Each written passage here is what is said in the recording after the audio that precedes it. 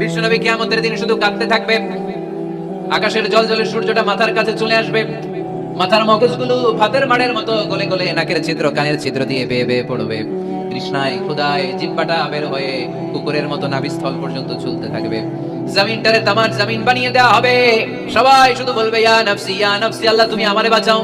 ওলিরা বলবে ইয়া নাফসি, শহীদরা বলবে ইয়া নাফসি, নবীরা বলবে ইয়া নাফসি, উম্মত বলবে ইয়া নাফসি। সবাই বলবে আল্লাহ তুমি আমারে বাঁচাও, আল্লাহ তুমি আমারে বাঁচাও, আল্লাহ তুমি আমারে বাঁচাও।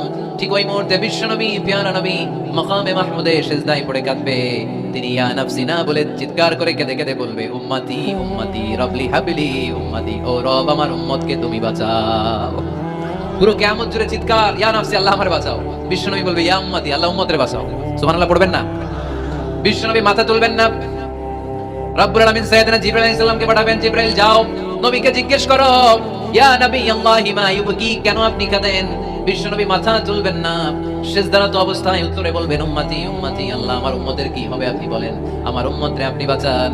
সাইয়েদনা জিবরাইল এসে বলে ও মাবুদ আপনার নবী বলে উম্মতের কি হবে, উম্মতের কি হবে?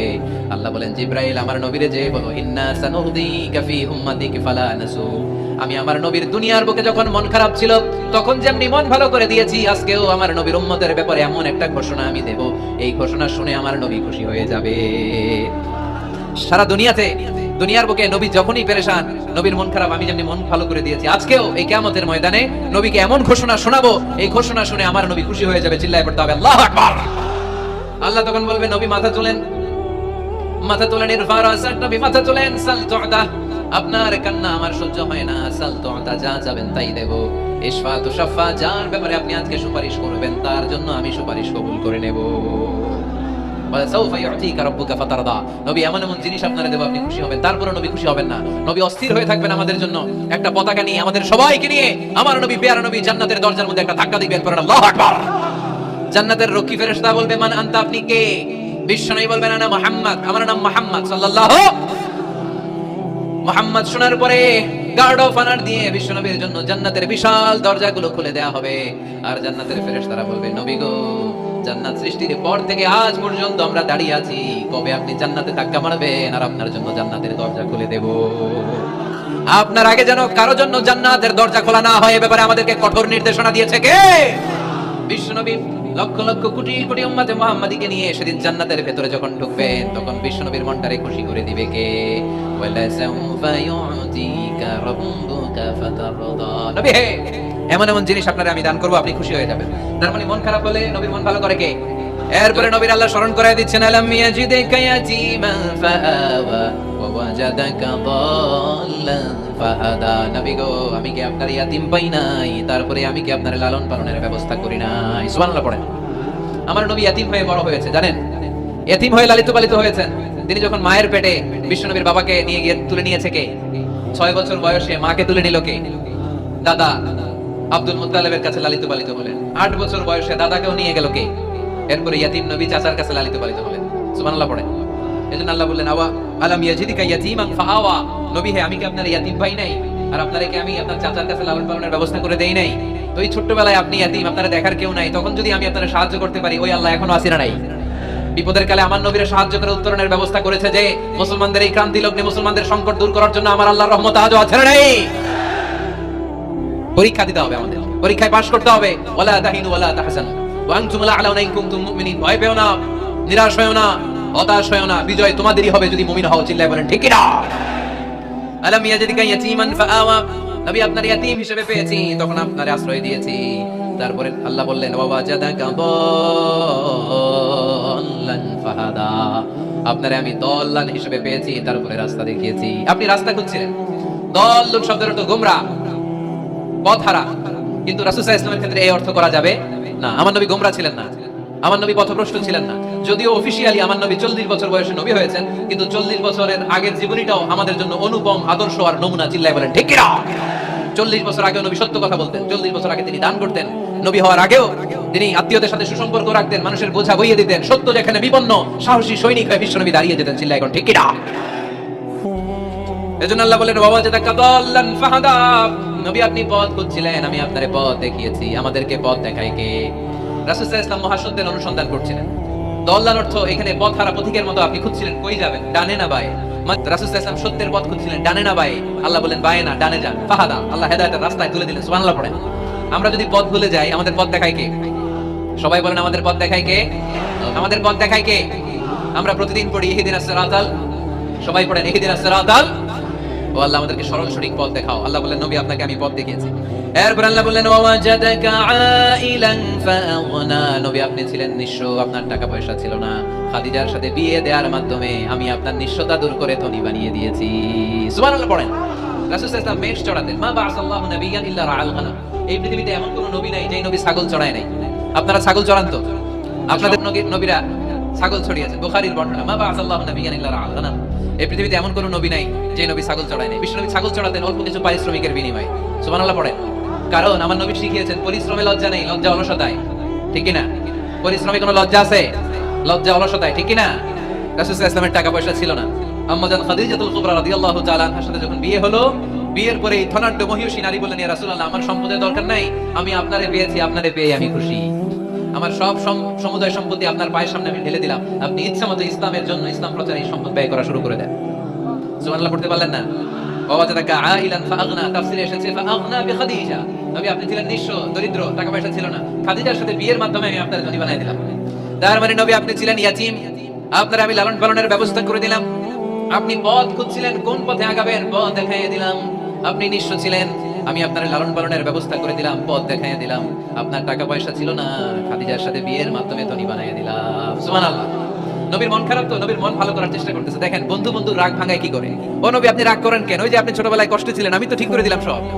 ও নবী আপনি পথ খুঁজতেছিলেন, বিপদে ছিলেন, আমি তো পথ দেখাই দিলাম। টাকা ছিল না, বিয়ের পরে টাকার ব্যবস্থা করে দিলাম। তো আপনার টেনশন কিসের? টেনশন তো আমি আল্লাহ। চিল্লায় বলেন ঠিক কি না? মুমিন কখনো টেনশন করে না। মুমিন তার সব কিছু ন্যস্ত করে দেয় একজনের উপর, তিনি কে? এবার বিশ্বনবীকে 3টা কর্মসূচির ঘোষণা দিয়ে আল্লাহ সূরাটা শেষ করবেন। কর্মসূচি 3টা শুনতে মনে চায়? কর্মসূচি নাম্বার 1 আল্লাহ বলেন ফাআম্মাল ইয়াতীমা ফালা তাকহার। ও নবী কখনো ইতিমদেরকে আপনি তাড়িয়ে দেবেন না, ইতিমদের সাথে খারাপ আচরণ করবেন না। আপনাদের এলাকায় ইতিমখানা আছে নাকি? আছে? শরীফের মাদ্রাসায় আছে ইতিম? আছে? মাশাআল্লাহ। তো এই যে ইতিমদের সাথে খারাপ আচরণ করতে নিষেধ করেছে কে? ফাআম্মাল ইয়াতীমা ফালা তাকহার। নবী ইতিমদের সাথে খারাপ আচরণ করবেন না, কারণ আপনি নিজেই ইতিম ছিলেন। ঠিক কি না? ইতিমদের সাথে আমরা ভালো আচরণ করব। ইতিমকে ভালোবাসা মানে নবীকে ভালোবাসা, কারণ আমার নবী ইতিম হয়ে বড় হয়েছে। চিল্লায় বলেন ঠিক কি না? যারা ইতিমকে ভালোবাসে তাদেরকে ভালোবাসে কে? বিশ্বনবী ইতিমদের লালন পালনকারীদেরকে এত ভালোবাসতেন। যারা ইতিমদেরকে যত্ন নেয়, যারা ইতিমদেরকে লালন পালন করে, তাদের উদ্দেশ্যে বিশ্বনবী বললেন আনা ওয়া কাফিলুল ইয়াতীমি কাহাতাইন। আনা ওয়া কাফিলুল ইয়াতীমি কাহাতাইন। আমার 2টা আঙ্গুল দেখা যায়? সবাই দেখতে পাচ্ছেন? এই 2টা আঙ্গুলের মাঝখানে কি খুব গ্যাপ আছে নাকি বেশি? নাই। বিশ্বনবী বললেন আনা ওয়া কাফিলুল ইয়াতীমি কাহাতাইন, আমি এবং ইতিমের লালন পালনকারী কিয়ামতের দিন প্রতিবেশীর মতো এইভাবে কাছাকাছি একসাথে থাকবো। এজন্য ইতিমদের সাথে ভালো আচরণ করবেন। ইতিমদেরকে ঘাড় ধাক্কা দিয়ে বের করে দিবেন। অনেকে আছে ইতিমদেরকে ঘাড় ধাক্কা দিয়ে বের করে দেয়, আছে না? নাই? আছে না? আরাআইতাল্লাযী ইউকাযযিবু বিদ্দীন ফাযালিকাল্লাযী ইয়াদুররুল ইয়াতীম। কিছু লোক আছে যারা আখিরাতে বিশ্বাস করে না, জান্নাত জাহান্নামে বিশ্বাস করে না, তারা দ্বীনকে অস্বীকার করে, ইতিমকে ঘাড় ধাক্কা দিয়ে বের করে দেয়। বিশ্বনবী ইতিম হয়ে বড় হয়েছেন, তাই বিশ্বনবীকে প্রথম কর্মসূচি দিলেন ফাআম্মাল ইয়াতীমা ফালা তাকহার। নবী হে কখনো ইতিমকে ঘাড় ধাক্কা দিয়েন না, ইতিমকে ধমক দিয়েন না, ইতিমকে তাড়িয়ে দিবেন না। অনেকে আছে তাদের হৃদয় শক্ত, চোখ দিয়ে পানি নামে না। এরকম শক্ত হৃদয়ের মানুষ আছে না? নাই? কান্না আসে না, হৃদয় নরম হয় না। এক সাহাবী এসে বললেন ইয়া রাসূলুল্লাহ আমার হৃদয়টা বড় শক্ত, আমার কলবটা বড় শক্ত, আমার চোখ দিয়ে পানি নামে না, আমার হৃদয়টা আমি নরম করতে চাই, কি করে নরম করব? বিশ্বনবী বললেন হৃদয় নরম করতে চাও? ইরহামিল ইয়াতীম, ইতিমের প্রতি রহম দিল হও। ওয়ামসাহ রাসা, ইতিমের মাথায় হাত বুলিয়ে দাও। ওয়া আতঈমহু মিন তাআমি, তুমি যা খাবে ওখান থেকে ইতিমরেও খাও। তালিনু কলবু, তোমার হৃদয়টারে নরম করে দিবে কে? ওয়া তুদরাকু হাজাতু, তোমার মনের নেক মাকাসেদ পূরণ করে দিবে কে? এজন্য মাঝে মাঝে একটু ইতিমখানায় যাবেন, ইতিমদের সাথে বসবেন, ওদেরকে একটু সদকা করবেন, দান সদকা করবেন, ওদেরকে খাওয়াবেন, ওদের মাথায় হাত বুলিয়ে দিবেন। আপনার হৃদয়টারে নরম করে দিবে কে? বাংলাদেশে কিছু লোক আছে এতিমকে আদর করা তো দূরের কথা, এতিমের মাল টাল খেয়ে সব সবার করে দেয়, এরকম আছে না? নাই? এতিমের সম্পদ খেয়ে ফেলে এরকম ডাকাইত আছে না? নাই? ভাই মারা গিয়েছে, ভাতিজা আহা মরার আগে ভাই তার আরেক ভাইকে সম্পদ দিয়ে গেল, আমার ছেলেটারে দেখো এতিম, ছেলের তো কিছু দেয় নাই, ভাতিজার জন্য তো কিছু রাখেই নাই, সব খেয়ে শেষ করে ফেলছে, এরকম আছে না? নাই? আল্লাহ বললেন খবরদার এতিমের সম্পদ মেরে দিও না, এতিমের সম্পদ খেয়ে ফেলো না। যারা এতিমের সম্পদ অন্যায় ভাবে খাও, তারা পেটে এতিমের সম্পদ ঢুকাও নাই, জাহান্নামের আগুন পেটে ঢুকিয়েছো। ঠিক কি না? আল্লাযীনা ইয়াকুলুনা আমওয়ালাল ইয়াতামা যুলমান ইন্নামা ইয়াকুলুনা ফী বুতুনিহিম নারা ওয়া সায়াসলাউনা সাঈরা। যারা ইতিমের সম্পদ অন্যায়ভাবে খায়, তারা ইতিমের সম্পদ খায় নাই, খেয়েছে জাহান্নামের আগুন। কার কথা? আরো জোরে বলেন, কার কথা? এজন্য আমরা ইতিমের সাথে খারাপ আচরণ করব না। চুয়াডাঙ্গার সম্পদশালী ভাইরা ইতিমের সাথে ভালো আচরণ করেন, ইতিমের মাথায় হাত বুলিয়ে দেন, ইতিমকে খাওয়ান। ইতিমরে ভালোবাসা মানে আমার নবীরে ভালোবাসা, কারণ আমার নবী ইতিম ছিলেন, ঠিক কি না? প্রথম কর্মসূচি ইতিমদের যত্ন নিও। দ্বিতীয় কর্মসূচি ওয়া আম্মাস সাইলা ফালা তানহার। নবী হে, 2 নাম্বার কর্মসূচি, ভিক্ষুককে ধমক দিয়ে কখনো তাড়িয়ে দিও না। সুবহানাল্লাহ পড়েন। ভিক্ষুককে তাড়িয়ে দেয়া যাবে? দিতে না পারলে, আপনার কাছে না থাকলে ভদ্রভাবে বলবেন ভাই নাই, কিন্তু ধমক দিবেন কোনোদিন? দরজায় এসে যদি দাঁড়ায়, কিছু টাকা দেন, কিছু চাইল দেন, এটা ডিম দেন, ধমক দিবেন? ধমক দিবেন? আপনারা বাড়িওয়ালা বানিয়েছে কে? উত্তর দেন না কেন? বাড়িওয়ালা বানিয়েছে কে? ওকে ভিক্ষুক বানিয়েছে কে? ওকে বাড়িওয়ালা বানিয়ে আপনারও ভিক্ষুক বানাতে পারতো কে? গাড়ি দিয়ে আমরা রাস্তায় ছুটি, জ্যামের মাঝখানে যখন আটকায়, অনেকে এসে টাকা চায়, সুযোগ হলে দিয়েন, ধমক দিয়েন না, মনে কষ্ট দিয়েন না, খবরদার। এতিমের মনে যদি কষ্ট লাগে, আপনার দুনিয়াও শেষ, আখিরাতও শেষ, ঠিক না? খবরদার। যারা ফরিয়াদি, যারা সাইল, যারা ভিক্ষুক, যারা হাত পাতে, তাদের সাথে খারাপ আচরণ করো না। নবী হে, তাদেরকে ধমক দিও না। তোমার গাড়ি যখন জ্যামের মধ্যে আটকে যায়, পথবঞ্চিত শিশুরা, সুবিধা বঞ্চিত শিশুরা ক্লাসের সামনে এসে নক করে, বলে স্যার 2টা টাকা দেন, কিছু খাবার দেন, কিছু খাই নাই, যদি পারেন দিয়ে দেন, ধমক দিয়েন না। কারণ ওরে পথ শিশু বানাইছে কে? রাস্তার ফকির বানাইছে কে? আপনাকে গাড়িতে বসে আরাম করার সুযোগ দিল কে? ওরে গাড়িতে বসানোর সুযোগ আল্লাহ রাস্তা নাই। আর আপনারে ভাঙ্গা থালা হাতে দিয়ে রাস্তায় নামাইতে আল্লাহ কয় ঘন্টা লাগে? চিল্লায় বলো মুসলমান, কয় ঘন্টা লাগে? 1 সেকেন্ডও লাগে না। এজন্য ওয়া আম্মাল ইয়াতীমা ফালা তাখহার ওয়া আম্মাস সাইলা ফালা তানহার। এতিমকে গলা ধাক্কা দিয়ে বের করে দিও না, আর ফরিয়াদিকে তাড়িয়ে দিও না, খবরদার। সব শেষে আল্লাহ বললেন ওয়া আম্মা বিনিআমাতি রাব্বিকা ফাহাদ্দিস। নবী হে, আল্লাহর যত নিয়ামত আপনি পেয়েছেন, নিয়ামতগুলোর বর্ণনা করে দেন। সুবহানাল্লাহ পড়েন। ওয়া আম্মা বিনিআমাতি রাব্বিকা ফাহাদ্দিস। আপনার রবের দেয়া নিয়ামতের বর্ণনা করেন। আল্লাহ যে নিয়ামত দিয়েছে এটা বর্ণনা করলে দোষ নাই। আল্লাহ আপনারে টাকা দিয়েছে, আপনি শুকরিয়া করেন আর বলেন আলহামদুলিল্লাহ, আল্লাহ দিয়েছে আমারে, এটাতে কোনো গুনাহ আছে? না, বরং আল্লাহ আদেশ করেছে, ইন্নাল্লাহা ইউহিব্বু আইয়ারা আসারা নি'মাতিহি আলা আবদি। আল্লাহ তাআলা তার বান্দাকে কি নিয়ামত দিল, তার একটা নমুনা আল্লাহ তার বান্দার মধ্যে দেখতে চায়। আপনি কোটি টাকার মালিক, আপনি ছিঁড়া কাপড় পরতে পারবেন? আপনি কি কিপটামি করলে কি আল্লাহ খুশি হবে? না। আপনি যদি ধনী হন, আপনার পোশাকে, আশাকে, চলনে, বচনে ওই ধনীর একটা পরিচয় থাকতে হবে। আপনি বলবেন আল্লাহ আমাকে গাড়ি দিয়েছে, আলহামদুলিল্লাহ, শুকরিয়া করবেন। আল্লাহ আমাকে বাড়ি দিয়েছে, শুকরিয়া করবেন কার? নিয়ামত করলে বাড়িয়ে দেয় কে? নিয়ামতের শুকরিয়া যখন আদায় করা কোনো বান্দা শুরু করে দেয়, নিয়ামতের বাড়ি ধারা আরো বাড়িয়ে দেয় কে? লা ইন শাকারতুম লা আযীদান্নাকুম। যদি শুকরিয়া করো আমি বাড়িয়ে দেব। ওয়ালা ইন কাফারতুম ইন্না আযাবি লাশাদীদ। আর যদি না শুকরিয়া করো, জেনে রাখো আমার আযাব, আমার গজব, আমার শাস্তি, আমার পানিশমেন্ট বড় কঠিন।